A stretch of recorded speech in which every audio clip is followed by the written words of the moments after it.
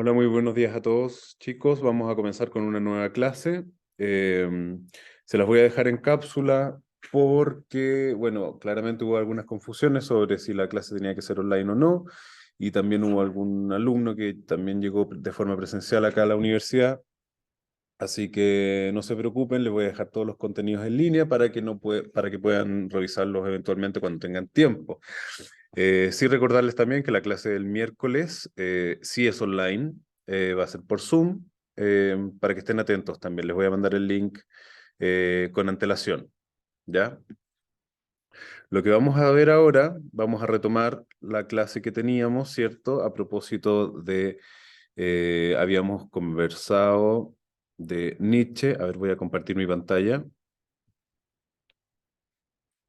Ahí está. Habíamos conversado, ¿cierto?, sobre Nietzsche, sobre la percepción que había, sobre la ruptura al tradicionalismo, ¿cierto?, a los cánones tradicionales, y cómo de alguna manera esto se transformaba en una suerte de pensamiento nihilista, que no tenía que ver con no creer en nada, sino que tenía que ver con creer en una suerte de pensamiento contracultural, contratradicional, que podría generar eventualmente la creación de un conocimiento superior, ¿ya? Entonces, en ese sentido, nosotros estamos con esta presentación que nos corresponde ahora, ¿cierto? Nosotros habíamos visto en algún minuto la incursión al dadaísmo a propósito del pensamiento nihilista, ¿cierto? Que irrumpía como en la sociedad contemporánea, final del siglo XIX, inicio del siglo XX, como una de las vanguardias originarias a propósito de esta ideología eh, que buscaba generar una ruptura en los elementos tradicionales del arte, ¿ya? Entonces nosotros aquí vamos a ir con la presentación sobre las vanguardias artísticas. En este caso se va a llamar Ruptura y Tradición. Como yo les había comentado, no existe solamente una vanguardia en la vida, sino que son una serie de distintos movimientos. Algunos tratan de categorizarlo a 8, 9, 10, 12, pero la verdad es que pueden ser muchísimos más. Sí hay vanguardias históricas que han sido establecidas como el origen de estos movimientos rupturistas, ¿ya? Y lo que vamos a ver ahora van a ser un par que vamos a seguir trabajando la semana, ¿cierto? Para que ustedes se contextualicen de qué se tratan estas vanguardias, ¿ya?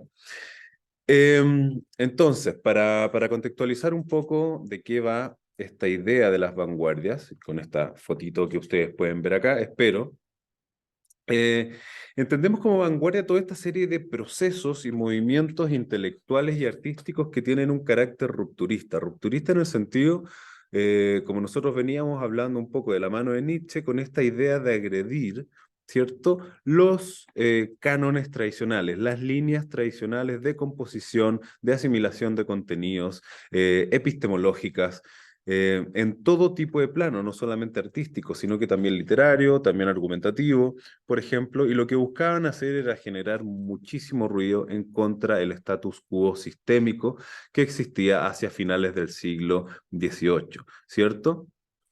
Y en este sentido, aquí, como pueden ver en la presentación, nosotros hablamos de que las vanguardias como tal, en su condición artística, tienen como objetivo expresar los nuevos tiempos por medio de la innovación del lenguaje pictórico y escultórico. Por tanto, que la materialidad, la tecnología, la disposición de los elementos, la forma en cómo nosotros nos plantamos frente a la obra, tanto a nivel de producción como audiencia, se va a ver altamente influenciada por esta idea de la escisión cultural o de la ruptura del canon tradicional cultural, ¿cierto?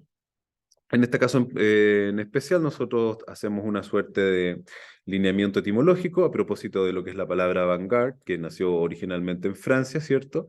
Que significa más que nada una suerte de posicionamiento de avanzada, ¿ya? Que se traduce asimismo del latín avante, que se traduce directamente sin nadie adelante. Ahora, toda esta idea, si ustedes lo piensan, son formas que se han tomado de las distintas batallas, de los distintos procesos militares y que han sido retomados desde la literatura, desde el arte, desde las comunicaciones, como movimientos de contracultura, porque Avante en su terminología de primera línea, por ejemplo, que significaba sin nadie adelante, era una expresión militar, ¿ya? Utilizada generalmente en procesos o en escuadras de guerra, lo que el mundo de la literatura, del arte y la filosofía tomó como una suerte de símil para poder presentarse a ellos mismos como esta suerte de primera línea, ¿cierto? Que se transformó en algo muy popular en el tiempo, que incluso nosotros utilizamos localmente en distintas situaciones. Y ustedes pueden pensar, por ejemplo, en el estallido social, ¿cierto? A propósito de la primera línea de personajes que se enfrentaban a las manifestaciones, ¿cierto? Que tenía un carácter guerrillero, bélico, pero por otro lado también creativo. Y todo eso viene de estas vanguardias de inicios del siglo XX, más o menos para que lo tengan como referencia, el año 1902, 1905, más o menos, donde se empiezan a manifestar este tipo de movimientos. Y yo les pongo esta foto al lado para que de alguna manera vean y proyecten la idea de que las vanguardias no es una idea exclusivamente contextual de la época, sino que evoluciona de forma rupturista hasta nuestros tiempos. Y ustedes pueden ver distintos casos de estudio a propósito de desfiles de moda, por ejemplo, de producciones artísticas, en donde la estética y la percepción funcionan en torno a la misma filosofía, ¿cierto? Por eso yo les pongo esta imagen en particular. Hay un caso súper interesante de la moda de Balenciaga, que lo podríamos revisar más adelante. ¿Ya? Pero si tienen tiempo, denle una vuelta porque es algo que está llamando muchísimo la atención. Eh, en cuanto al contexto, ¿cierto? Esto no es casual, tampoco yo les comentaba que Nietzsche no fue el, el precursor, no fue la mente maestra detrás de todos estos movimientos a nivel europeo, para nada, sino que es una suerte de pensamiento cohesionado, ¿cierto? Que se materializó de alguna manera en los postulados nietzschianos y que sirvió de propulsor o catalizador para distintos fenómenos. Sin embargo, los procesos políticos e históricos de este evento eh, tenía que ver con distintas tensiones políticas y transformaciones en el ámbito social y cultural que conversaban de alguna manera a cohesionarse o a tensionarse, a cohesionarse y tensionarse de distintos ámbitos, ¿cierto? A propósito de, por ejemplo, la revolución industrial, el capitalismo, el imperialismo, el nacionalismo y todos estos conflictos donde la gente o las sociedades en particular necesitaban ganar espacio ideológico, ¿cierto? Por tanto, había una imposición de valores, no solamente en el ámbito sociocultural, sino que, por supuesto, también artístico, ¿cierto? Y en este sentido se suman la irrupción de distintos fenómenos, como por ejemplo la invención de la fotografía, ¿cierto? A mediados y finales del siglo XIX, eh, que generó un punto de vista, un punto de inflexión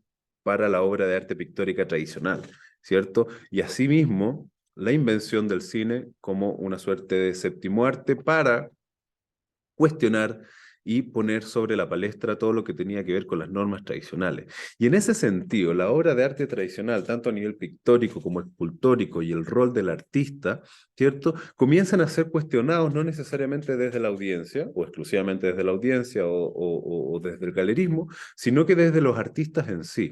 Entonces los artistas son los que empiezan a decir, bueno, ¿cómo nosotros vamos a competir con estas tecnologías y estos medios tradicionales o estos nuevos medios que tienen o que nos sacan una ventaja tan grande como en el caso de la fotografía, ¿cierto? En la representación de la realidad, o en el caso del cine con la hiperrepresentación de la realidad a través de la inmortalización del movimiento.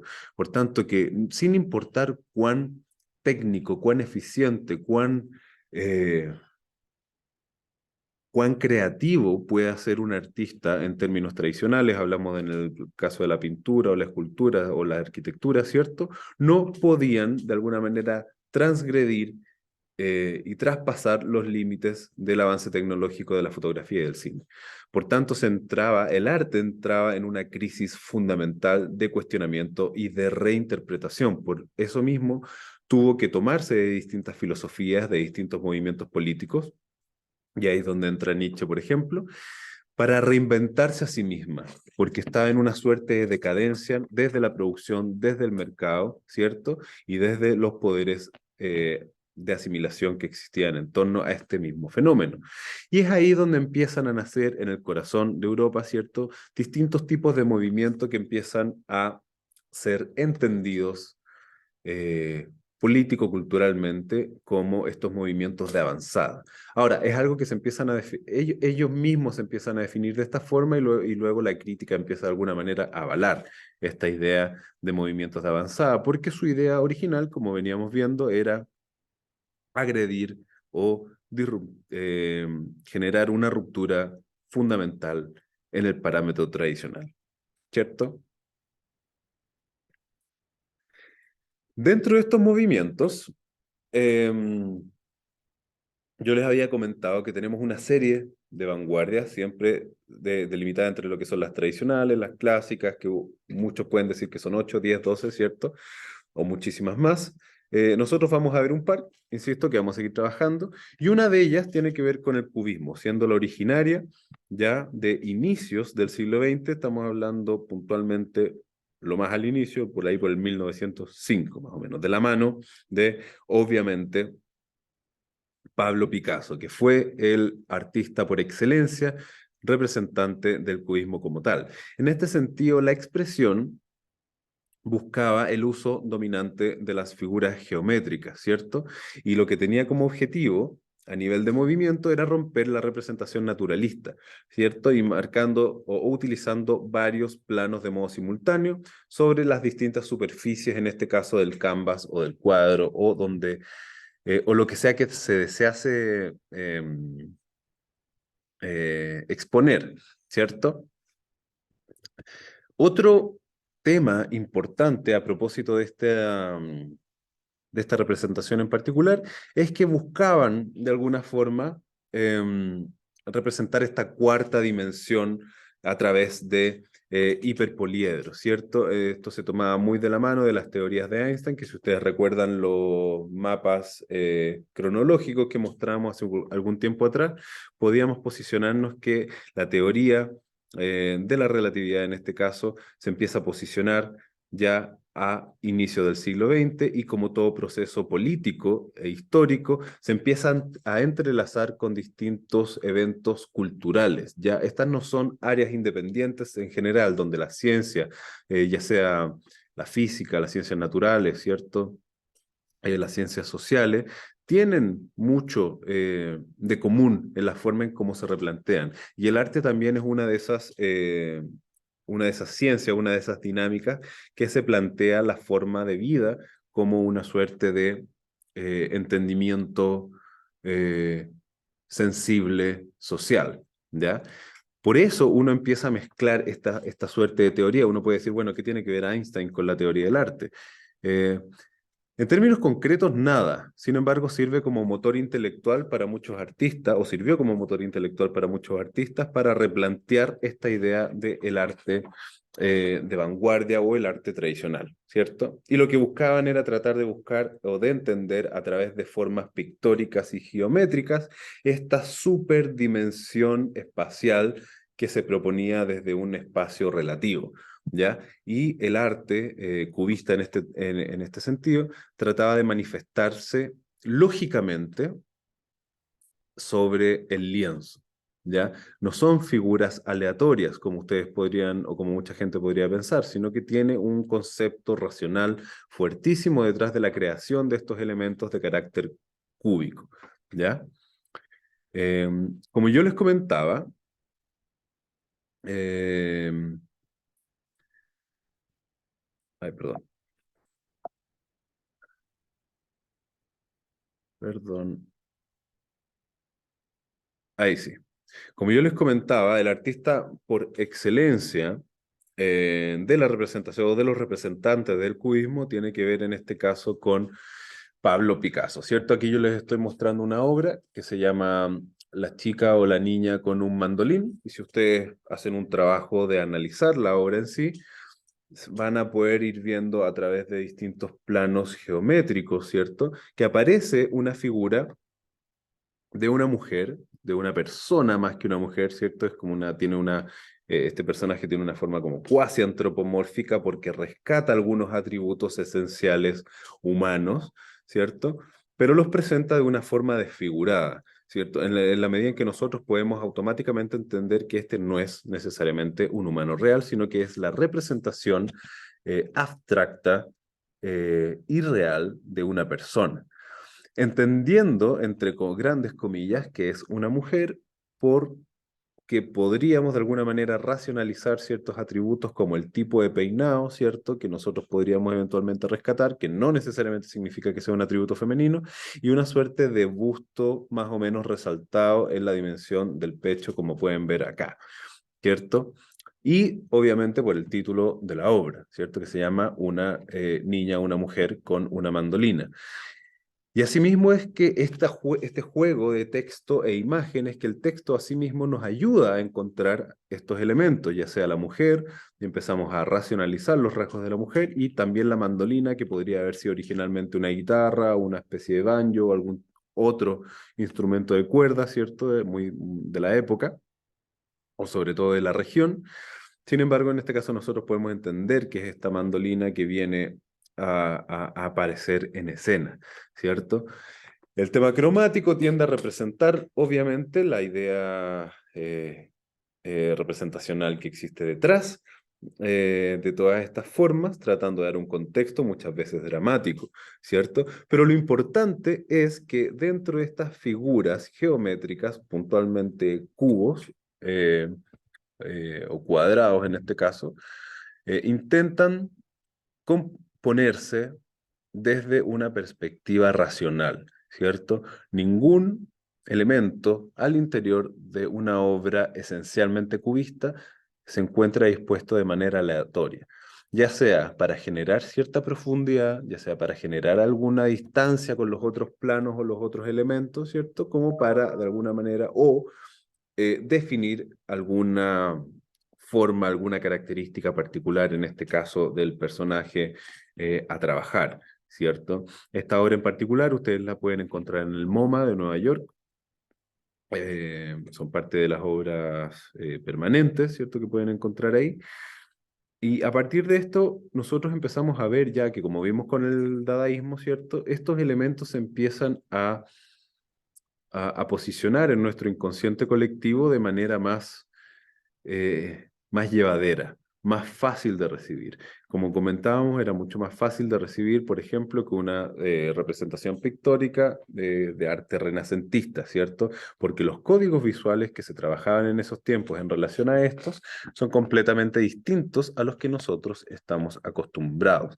Por tanto, si nosotros hacemos un paralelo, por ejemplo, de ver la representación de una mujer en los términos renacentistas, que eran generalmente estos personajes de pieles muy blancas, de connotaciones virginales, ¿cierto? Con algunos códigos imperiales desde sus túnicas, ¿cierto? El busto al aire, generalmente eran representaciones de mujeres bastante rubias, ¿cierto? Que era la representación encarnada de la Virgen en distintas mujeres. Puede ser mucho más lejano para nosotros que entender una mujer hecha prácticamente solo con cubos, ¿cierto? En este tipo de representaciones. Lo que lo hace a nivel de representación mucho más interesante, a nivel de análisis, ¿ya? Si nosotros vamos a las características puntuales de este movimiento, del cubismo como tal, ¿cierto? Nosotros vamos a entender que existe esta visión analítica de los elementos de representación. Lo que yo les decía, cada elemento a utilizar, cada cubo, cada espacio dentro de este canvas, ¿cierto? Tiene una suerte de pensamiento lógico racional sobre cómo debe comportarse ese elemento. Por tanto, que el cubismo, como un movimiento artístico de vanguardia, se posiciona como un movimiento de arte lógico, por abstracto o irracional que parezca a la percepción en primera instancia, ¿cierto? Hay poca perspectiva y profundidad espacial, pero intentan de alguna manera, a partir de la superposición o yuxtaposición de estos elementos, generar esta suerte de capa dimensional, ¿cierto? Ponemos también que está en el uso de las figuras geométricas, ¿cierto? Que es lo más obvio, a partir de distintos cubos, cilindros, etcétera, ¿ya? Otra cosa interesante es que se incorporan varios o distintos ángulos en un mismo plano, por tanto que, y esto lo podemos retomar, por ejemplo, el caso de los egipcios, ¿cierto? Donde nosotros veíamos todos estos cuerpos contorsionados, porque no existía una suerte de escorzo, sino que representaban los planos más importantes a representar. Por tanto, no había problema en que las piernas eh, estuviesen, por ejemplo, dobladas, los pies estuviesen caminando, por ejemplo, de lado y los torsos estuviesen de frente. Este ejercicio que hace el cubismo es más o menos similar. Se trata de seleccionar las partes más esenciales del elemento a representar y se construye ya una realidad ficticia en torno a esta representación. Por tanto, que nosotros podemos ver distintos ángulos en las caras de un personaje, tanto de frente como de lado, donde los ojos no necesariamente son el calce perfecto en su armonía, sino que se representa desde distintas posiciones y ángulos y finalmente los transforma en estos personajes cuasi antropomórficos de la representación artística, ¿cierto? Y asimismo, el tipo de técnica tienden a ser ya a esta altura técnicas mixtas, donde como buena vanguardia se utiliza no solamente la pintura, sino que se empieza a mezclar con texturas, con el collage, con la tipografía y con distintos tipos de elementos para poder generar esta suerte de estética material, ¿cierto? Para representar distintos tipos de personajes o paisajes en el caso de otros autores, ¿cierto? Entonces, otro elemento que vale la pena mencionar dentro de estas vanguardias tiene que ver con el futurismo, entendiéndolo como otro elemento fundamental de proyección a propósito de estos movimientos artísticos, culturales, rupturistas, ¿cierto?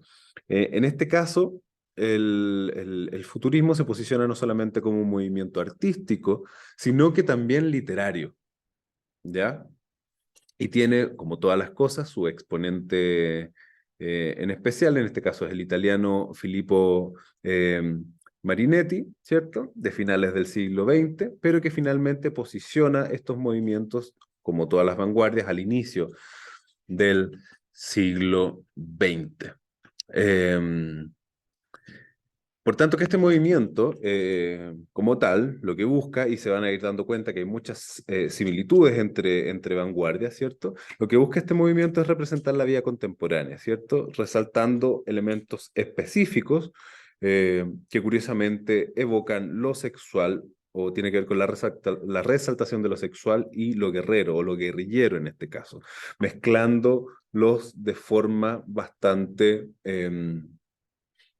agresiva en este sentido, ¿cierto? Y la idea principal de la representación de estos elementos, de estas características, es utilizar un imaginario de la exaltación de la maquinaria y la tecnología que venía a propósito de la revolución industrial, ¿cierto? Tratando siempre de representar lo que es la velocidad y el movimiento de la maquinaria o de los procesos industriales o de los procesos mecánicos, ¿ya? Por tanto, que esta sensualidad de guerra contemporánea se entiende a mezclar con todas estas series de elementos que son abstracciones, ¿ya?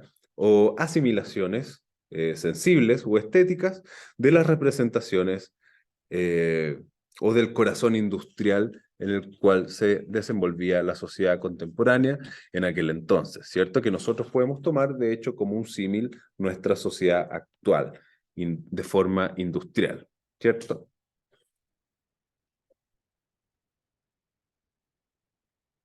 Algunos casos en particular, ¿ya? Eh, tiene que ver con estas obras, que yo seleccioné dos en este caso, que una de carácter pictórico, ¿cierto? Por Benedetta, hacia el año 1920 más o menos, que muestra este flujo, ¿cierto? Bueno, la obra se llama Bote a motor o Motorboat, eh, y trata de representar todas estas figuras geométricas que van siendo o que van quedando plasmadas en el agua a propósito de esta maquinaria o este motor que tiene que ver con el bote posicionándose en el agua y generando esta suerte de efecto, creo que se llama replay, que es este efecto de ondas expansivas, ¿cierto? Con distintas connotaciones, ¿cierto? Entonces tenemos que ver la irrupción del elemento industrial técnico-tecnológico en un elemento natural, que en este caso es el agua, y le cambia su composición, ¿cierto? Le cambia su estructura fundamental y la establece, y el artista en este caso la rescata desde estos elementos que está mostrando en la imagen de arriba, ¿cierto? Que es tremendamente interesante cómo se puede ver o rescatar esta serie de progresión geométrica a partir de elementos naturales, ¿ya? Eso por un lado. Pero por otro lado, el futurismo también, como habíamos comentado, tenía que trascender de la obra pictórica como tal, por tanto que también llegó a la arquitectura. Y en ese sentido, nosotros hasta el día de hoy podemos ver obras específicas de connotaciones futurísticas que mantienen una filosofía similar a las características que nosotros venimos trabajando. En este caso, eh, tenemos la obra de Niemeyer del 70, ¿cierto? Que es la Catedral Metropolitana Nuestra Señora de la Aparecida, ¿cierto? Que está en Brasilia. Y tiene esta connotación de rescatar siempre como ustedes pueden ver, por un lado tiene que ver con la entrega o la exaltación de la materialidad, ¿cierto? Y por otro lado, con el movimiento que esta materialidad puede otorgar a espacios específicos, ¿ya? Por tanto, que cada obra, o en general, si ustedes se empiezan a dar cuenta de las obras futuristas, las pueden ver tanto a nivel en el cine, las pueden ver en las obras pictóricas, las pueden ver en la arquitectura, van a tener una suerte de forma desde lo poco tradicional en el sentido en cómo los elementos se relacionan entre sí para tratar de generar un movimiento o una masa de movimiento eh, inquietante, específica y bastante disruptiva con el entorno en el cual se encuentran, ¿cierto? Porque la funcionalidad como tal del futurismo no es particularmente utilitaria, ¿cierto? Sino que tiene que ver con las bondades de la tecnología o de estos elementos industriales, en este caso en particular, ¿cierto?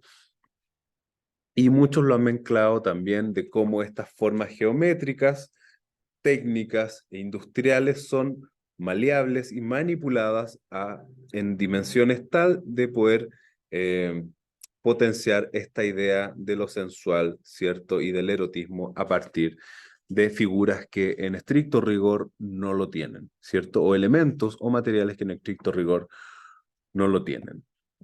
Entonces, si nosotros hacemos el ejercicio nuevamente de las características generales eh, de este movimiento en particular, vamos a notar que la podemos desglosar fácilmente entre lo que es el dinamismo, ¿cierto? La velocidad, que era lo que veníamos viendo hace poco, el movimiento, ya sea en humanos, objetos, animales, lo que ustedes quieran.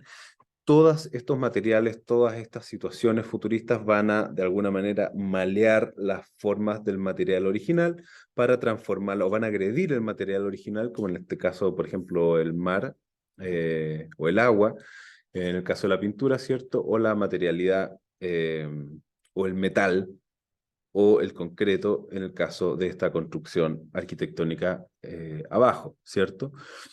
Tiene que ver con la inclusión de nuevos materiales y nuevas tecnologías, por tanto que el futurismo se emplaza desde la utilización de todo lo nuevo en este caso. Por eso se entiende como una suerte de proyección al futuro. Sin embargo, las producciones futuristas en poco tiempo pasan a ser eh, producciones que podrían fácilmente ser, eh, ¿cómo decirlo?, pasadas de moda, porque el pináculo de su producción tiene un spam histórico-cultural muy corto. Por tanto, que todas estas construcciones, por más de avanzada que uno piense que pueden llegar a ser desde su filosofía, tienden a tener una visualización bastante más retro, ¿ya? O pasada de moda, en ese sentido. Siguiendo, nosotros podemos ver también la utilización constante de lo que son las líneas oblicuas o elípticas, ¿cierto? Que tiene que ver con eh, con tratar de potenciar este erotismo de la forma material, ¿cierto? Y con la ausencia de las normas, como yo les comentaba, esto no se caracteriza necesariamente por ser un arte en concreto utilitario, sino que tiene que ver con agredir ciertas normas para presentar una funcionalidad eh, disfuncional, ¿ya? Cómo las cosas no se deberían ver, cómo el mar, cómo el agua, cómo lo natural, cómo los elementos arquitectónicos en espacios naturales no deberían funcionar de manera armónica, pero que sin embargo se manifiestan de esa misma forma, ¿cierto? Entonces es una suerte de el control de este caos nihilista, nietzscheano, ¿cierto? Que nosotros veníamos viendo en algún minuto, en algo medianamente asimilable y controlable por el artista.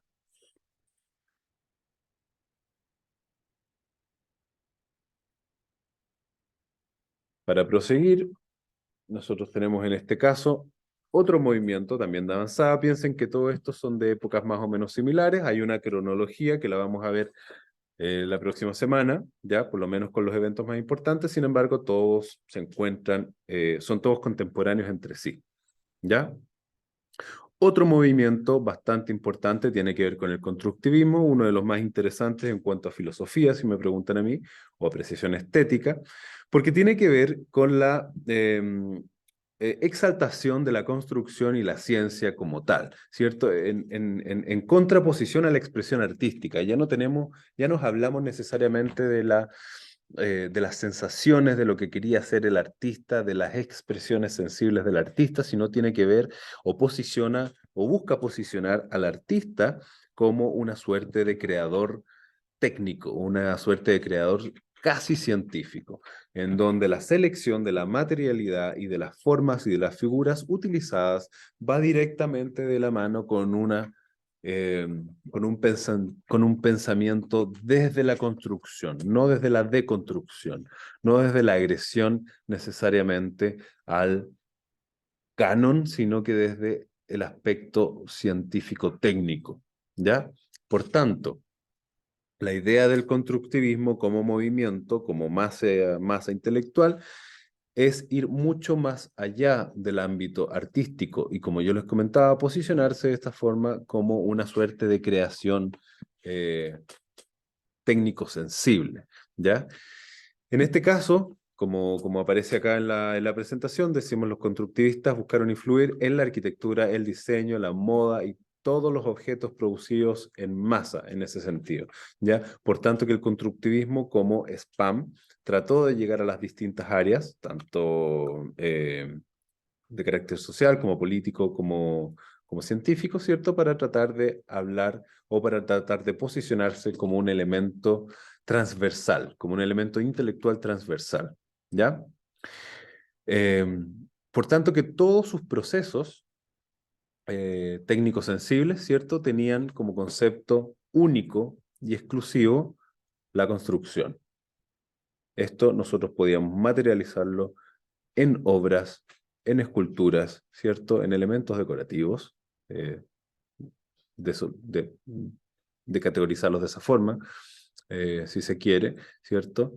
Eh, También arquitectónicos, también a nivel lírico, a nivel de literatura, ¿cierto?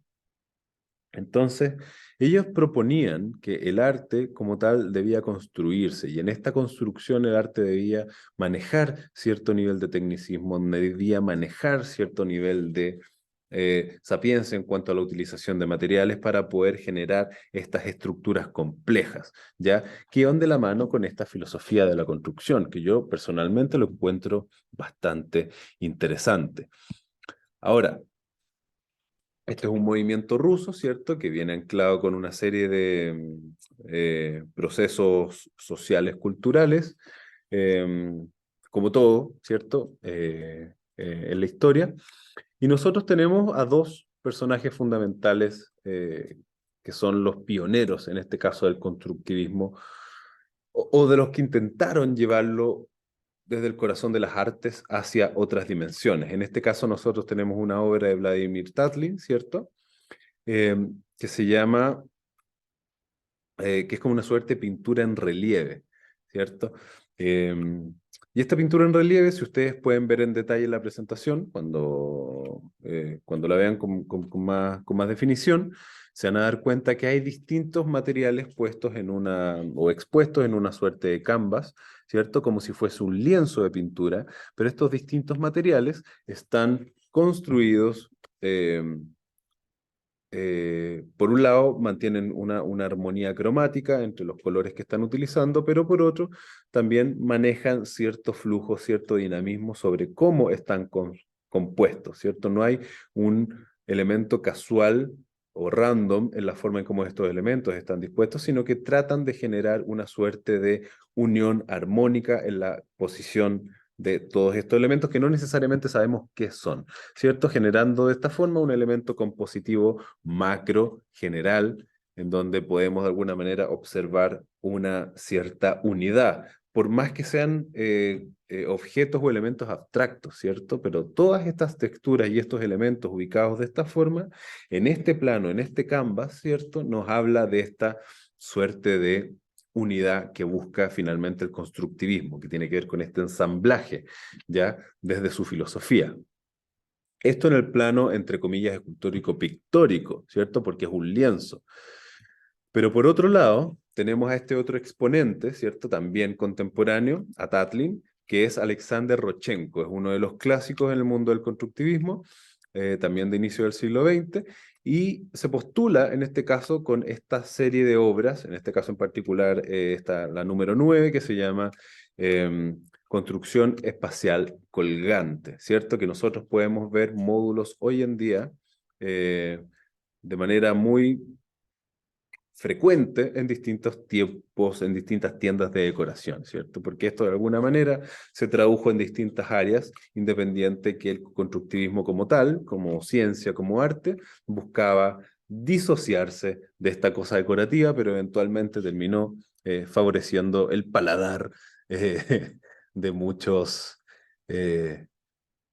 no necesariamente artistas, sino que burgueses en busca de estos elementos para decorar sus hogares, ¿cierto? Y que en el tiempo, con el paso de los años y las décadas, nosotros perfectamente podemos encontrar en Home, en Casa Idea, en IKEA, en cualquier tienda de diseño, por ejemplo, lámparas con estas formas como móviles colgantes, ¿cierto?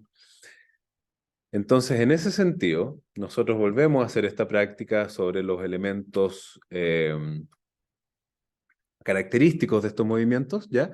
Y tenemos como forma de reducción, tenemos que el trabajo de las formas primarias, geométricas o tecnoides, ¿cierto? En este caso, para tratar de hablar de este concepto de ensamblaje o de unidad, ¿cierto? Entendiendo la tecnología y siempre la revolución industrial en la forma de cómo nosotros intervenimos estos desechos industriales para poder transformarlos y darles una segunda vida en un mensaje eh, político-cultural específico, ¿ya?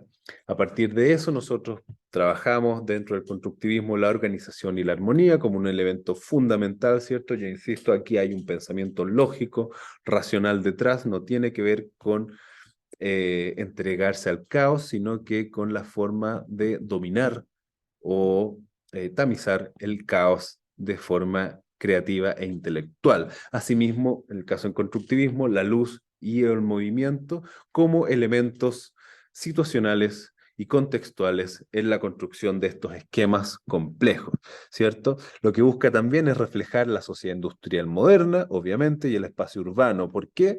Porque hacia el arte moderno, antiguo, ¿cierto? La representación de los espacios rurales era clave al momento de un arte naturalista, ¿cierto? Por tanto, que cuantos más arbolitos, arbustos, montañas, ríos o elementos naturales pudiesen ser aprendidos desde la representación técnica, había un valor fundamental en ello. Sin embargo, desde las modernidades del siglo XIX en adelante, a propósito de la revolución industrial en adelante, obviamente, tiene que ver con la representación de la urbe, de los espacios, de los espacios culturales urbanos, ¿cierto? Del cemento, de la materialidad, del metal, del cristal, del vidrio, materiales que fueron justamente expuestos a partir de distintas obras en los galpones o en las exposiciones internacionales tecnológicas, ¿cierto? Exposiciones de las cuales Chile también participó hacia mediados y finales del siglo XIX, con los galpones de la ciencia que se llamaban, que podemos verlos, si ustedes quieren, en otra presentación también, donde se veían, así como todas las ferias de hoy en día, los avances tecnológicos por excelencia que cada localidad tenía o que los distintos sistemas de importación podían traer a un país en específico, en este caso Chile, por ejemplo. Que eran cosas bastante interesantes, que eran como desde presentaciones desde la materialidad, desde invernaderos, ¿cierto? Cierto tipo de motores, engranajes, materialidades, construcciones, por ejemplo, manipulaciones del vidrio, etcétera, etcétera, etcétera. Entonces, lo que buscaba hacer este movimiento constructivista como tal era trabajar en la disposición y organización de estos elementos tecnológicos industriales para poder generar una representación del espacio urbano o de la sociedad industrial en la cual nos movemos, ¿cierto? Y por otro lado, yo les decía, era un poco contradictorio porque si bien rechazaban el arte de la decoración, ¿cierto? Porque lo veían como un arte suavezón, ¿cierto? Un poco sutil, ingenuo, delicado, eh, y que favorecía esta idea de la construcción y el ensamblaje, terminaron siendo de alguna forma, igual como todas las cosas, por más intelectuales o eh, eh, por más desarrollo filosófico intelectual que haya tenido el movimiento, terminaron siendo hoy en día, por lo menos, eh, eh, elementos de decoración en gran medida, ¿ya? Porque el paladar burgués, de alguna manera, en el tiempo llevó estas formas que eran disruptivas y poco artísticas, ¿cierto? Que buscaban un espacio en el arte o reformular el arte y terminaron en los livings y los comedores y las galerías personales de muchísimas, muchísimas gentes. Y asimismo ustedes pueden perfectamente tener tal vez un cuadrito similar en sus piezas, o una lámpara, o un colgante, o un móvil para eventualmente sus hijos, o ustedes los tuvieron colgando con características similares, ¿cierto? Nadie escapa, en este caso, de la inclemencia ni del tiempo, ni de los cambios generacionales, ni epistemológicos de la sociedad. Nadie está susceptible a mantenerse intacto. Y entonces, vamos a terminar con este movimiento, para no hacerles una cápsula tan larga, ¿cierto? Y para retomar el miércoles, vamos a terminar con el suprematismo. Ya, insisto, son más movimientos, vamos a ver algunos más, pero me interesa generar un panorama más o menos general para que ustedes puedan tener una idea global sobre este tipo de vanguardias y de cómo la idea de agredir los cánones tradicionales se ven desde los distintos focos o desde las distintas comunidades artísticas. Como todas las cosas, tenemos un exponente, ¿cierto? En este caso tenemos a Malevich, eh, y él entendía desde la creación de este movimiento que la creación o el origen o el foco de este movimiento conduciría a que la supremacía del sentimiento puro, la percepción en las artes pictóricas, ¿cierto? Por tanto, había una sensación de querer trascender de este sentimiento productivo artístico a algo más, ¿ya? A algo más intenso, a algo más desde la reducción original de la forma, ¿cierto? Entonces, en este caso, lo que hacía Malevich era burlarse, entre comillas, o renegar de las reglas antiguas, no solamente del arte pictórico, sino que también del lenguaje, como hacían en generar todas las vanguardias, y la transformaban en algo, en un discurso intelectual, técnico, pictórico, ¿cierto? Para tratar de rescatar estos elementos esenciales dentro de producciones que eran bastante más tradicionales y los proponía como una suerte de relectura o reinterpretación o revisión contemporánea de lo que podían ser estas representaciones antiguas, ¿cierto? Eh, En este caso, Malevich, como mucho intelectual o artista de la época de las vanguardias, ¿cierto? Tenía como origen o como idea eh, primordial el cuestionamiento de la arte y sus formas, tal cual como se hacía con la política, con la religión o con todo evento social como nosotros hemos venido viendo hasta ahora, ¿cierto? Por tanto, que el cuestionamiento de la vida, si nosotros empezamos a verlo desde Nietzsche, ¿cierto? Hasta acá, el cuestionamiento el cuestionamiento de la transferencia intelectual del conocimiento griego hasta la nuestra, ¿cierto? La hegemonía del conocimiento occidental, ¿cierto? Empieza a ser cuestionada, al punto tal que nosotros hasta el día de hoy mantenemos una ideología, una filosofía similar, ¿ya? Y el arte no es susceptible, o sea, y el arte es susceptible de la misma o del mismo escrutinio, por tanto que las formas tradicionales y las formas de cómo nosotros veíamos los grandes artistas de la antigüedad comenzaban a ser de alguna manera criticados por estos nuevos artistas de las vanguardias, ¿cierto? Que lo único que querían era despojarse de las ideas de los cánones tradicionales para ellos posicionarse como un elemento creativo entre una vorágine, ¿cierto? Intelectual artística de distintos artistas, de distintos pensadores, de distintos literatos, ¿ya? Entonces, ¿qué es en términos prácticos el suprematismo? Nosotros podemos reducirlo en esta obra en particular de Malevich, ¿cierto? Que se llama, obviamente, suprematismo, ¿cierto? Que si se fijan en la fecha también va de la mano con los inicios del siglo XX. Y lo que yo les decía tenía que ver con esta abstracción brutal de las formas en la representación de cierto tipo de contenidos o situaciones o elementos específicos, donde la reducción de la forma en sí misma es el elemento particular a trabajar. Esto asociado a distintos tipos de texturas, ¿cierto? Y colores o gamas cromáticas para poder hablar un poco de esta situación. Entonces, lo que hacían estos personajes desde el suprematismo, ¿cierto? A diferencia del constructivismo, por supuesto, era trabajar la deconstrucción del material, ¿cierto? Era un movimiento antimaterialista y por tanto tenía una filosofía antiutilitaria. Mira, ahí se me autocorrigió el utilitario, así que ahí lo voy a corregir después. Pero sí, era una filosofía antiutilitaria, por tanto que no buscaba la asimilación de la audiencia en cuanto al referente.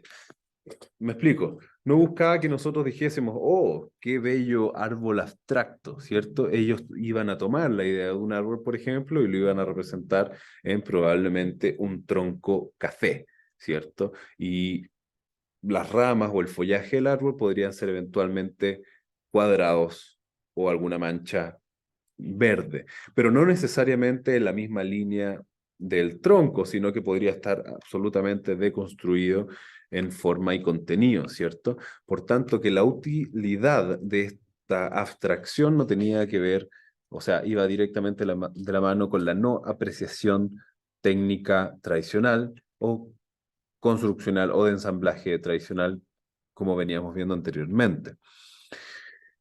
Al respecto, hay una cita específica de Malevich, ¿cierto? Que dice que el arte ya no se preocupa por servir al Estado y a la religión, ¿cierto? Ya tiene una connotación bastante contestataria. Dice, ya no quiere ilustrar la historia de las costumbres. Todos los miles de años que nosotros venimos trabajando para atrás empiezan a ser derrocados por personajes con frases para el bronce como esta, ¿cierto? No quiere tener nada más que ver con el objeto como tal y cree que puede existir en y para sí mismo, sin cosas. Por tanto, que la representación abstracta, desde la forma original, ya sea un triángulo, un cuadrado, un círculo, y su manifestación junto a otros elementos similares, significa que ellos existen en sí mismos y son dignos en sí mismos de su representación. Y es lo que tenía que ver con, en parte, el nihilismo nietzscheano, ¿cierto? Que la nada existía como contraposición a todo lo que nosotros conocíamos como tradición y que teníamos que renegar de la tradición para poder eventualmente abrir una brecha creativa que nos iba a salvar del caos social en el cual vivíamos. Ahora, nosotros podemos decir, bueno, ¿en qué medida estos elementos nos salvaron realmente, cierto? Jamás lo sabremos, jamás lo sabremos. Sin embargo, sí podemos decir que estos elementos y la forma en cómo se trabajaron y la filosofía que hay detrás de ellos sirvieron para ampliar gigantescamente nuestra disposición a las imágenes, nuestra configuración escópica de cómo vemos y cómo percibimos imágenes ha sido altamente influenciada por todas estas vanguardias en general, al punto tal que, insisto, ver una obra de estas características y de esta índole no nos genera ninguna confusión en particular. Al contrario, podría generarnos esta suerte de inclinación placentera, como mencionaba Kant, ¿cierto?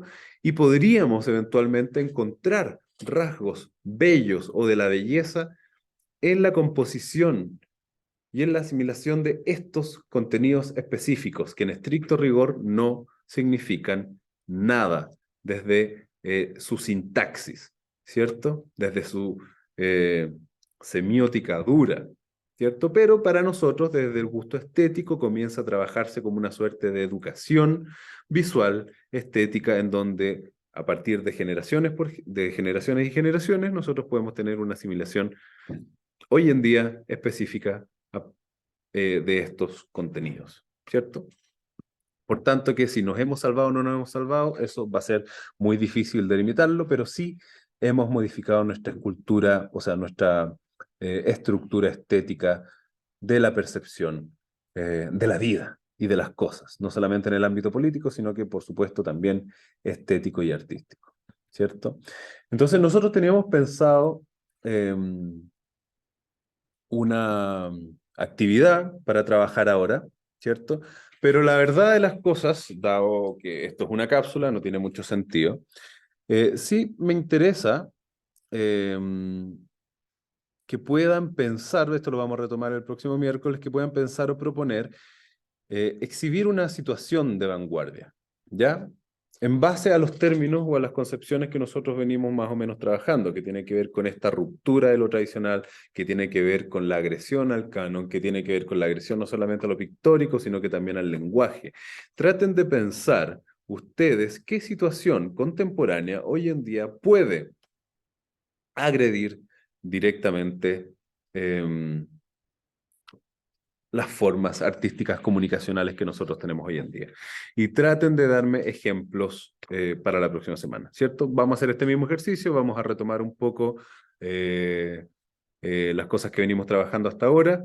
Nuevamente, lamento la confusión del por qué no pudimos tener una clase ni presencial ni online hoy día, pero sí retomemos sin falta el día miércoles, ¿ya? Y el día miércoles también va a ser el mismo día donde probablemente les voy a dar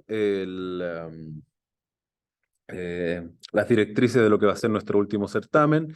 Y aprovecho de decirles también que sus notas ya se encuentran en general, creo que me faltan 2 trabajos de ustedes o 3 de sus certámenes anteriores. Por tanto, que si quieren ver alguna nota o cualquier cosa, va a estar todo en aula, ¿ya? Eso, chicos, espero que les sirva esta presentación, que se encuentren muy bien y nos vemos el miércoles, ¿ya? Saludos.